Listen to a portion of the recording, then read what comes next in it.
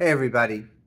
So this past week in Daf Yomi, we finished Baba Metzia, kind of a long tractate, but we finished it. And one of the things that we dealt with in this last week of it talks about a guy who loans someone some money. And the Torah says that if you loan someone and you want to take something as a security for the loan, as a guarantee for the loan, some article of his, you can do that. But there's a catch. And if this particular article is super essential for his livelihood or for his basic needs during the daytime or nighttime, you have to return it to him regularly. So for instance, let's say you take as a security some collectible of his. That's not so essential to his everyday needs. You can hold on to that, not a problem. But let's say it's some tool of his and he's a tradesman and he needs that. So you take that as security, but you got to return it to him every day. You can have it for the night at the end of the day, 5 o'clock, 5:30. You take it from him, but you got to return it to him the next morning. I know that's a bit of a pain, and you got to keep doing that because it's essential. The example also given is, let's say, a pillow, something so basic that a person needs to sleep with, and you have to return it to him at night, pick it up the next morning. So let's say the guy hasn't paid his loan after the amount of time, 30 days, let's say. So now it comes time that you can keep the security because he hasn't paid. He's defaulted on his loan. So the Talmud says, once again, if it's one of these essential, necessary things, then you can't still keep that as a security. You could keep somewhat. So for example, they give the example. The pillow, he has a very nice fancy pillow. He got it from Banana Republic, costs $150. You could provide him with a basic pillow. Sell that pillow, get the $150, go over to Kmart for $10, get him a cheapo pillow, and that's his pillow. You still have to be sensitive to his most basic needs and keep the difference. But then the Talmud raises an issue on this. And it says, which is a very logical, understandable thing. It says, Maskif la Rav Chagai, he answers, V'lei malei, let the creditor, let the guy who's loaned the money, say to this fellow, Love a lie, Karmate. It's not my responsibility to make sure that the guy has a pillow.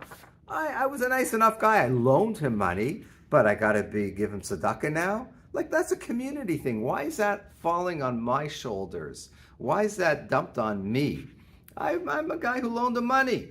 Finished. He didn't pay it. He doesn't have a pillow, so let him go to the pillow gamach in the neighborhood and go get a pillow. What's that got to do with me? So the answer of bias is, no, it actually is connected to you, because in those mitzvot in the Torah that talk about giving someone a loan and taking a security for it, it says, Ulachat tzedakah, and to you, it should be for righteousness. That's the simple meaning, is like, you got to be a good guy, but the hint there is tzedakah. Yeah, you're also kind of involved in tzedakah over here, above and beyond the loan.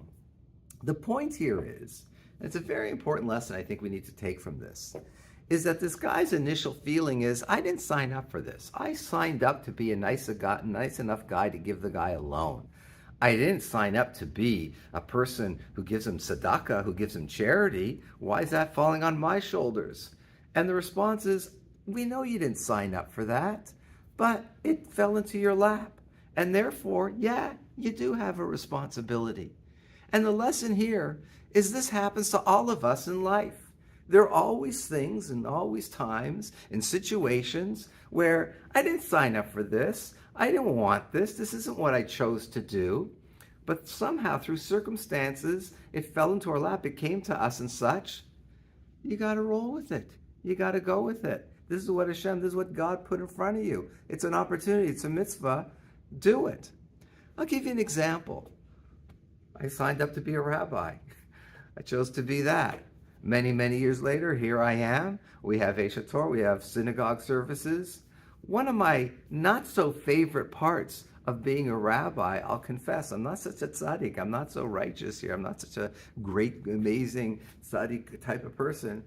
I come to Mincha Mariv time, afternoon, evening services, and a number of times, there are people here who show up at our door and they need tzedakah. They come with their little certification and such, and they need tzedakah. Some people are more pleasant to deal with than others. Some are not so great. And every time it's like, I come to Mincha Mariv, I just want to pray. I just want to pray and say hello to people, this, that, and the other, and go home. But what can I do? I didn't sign up for this. I never thought of this when I was studying to be a rabbi back in Asia Torah in Jerusalem, or before we even opened up a center. It fell into my lap.